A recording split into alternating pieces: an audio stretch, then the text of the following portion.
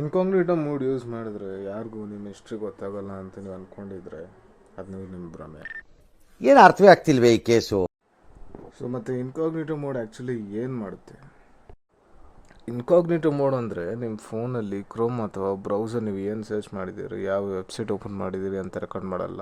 So ನೀವು search ಮಾಡಿದ್ದು ನಿಮ್ಮ ಫೋನಲ್ಲಿ ಹಿಸ್ಟ್ರಿ ಆಗಿ ಸೇವ್ ಮಾಡಲ್ಲ. ಆದರೆ ಅದು ಇಂಟರ್ನೆಟ್ಗೆ ಹೈಡ್ ಆಗುತ್ತೆ ಅಂತ ಅರ್ಥ ಅಲ್ಲ. ನಿಮ್ಮ ಇಂಟರ್ನೆಟ್ ಪ್ರೊವೈಡರ್ ISP, ಆಫೀಸ್ ಅಥವಾ ಕಾಲೇಜ್ ವೈಫೈ ಅಡ್ಮಿನ್ ಮತ್ತು ವೆಬ್ಸೈಟ್ಸ್ಗೆ ಕೆಲವೊಂದು ಇನ್ಫಾರ್ಮೇಷನ್ ಇನ್ನೂ ಗೊತ್ತಾಗಬಹುದು.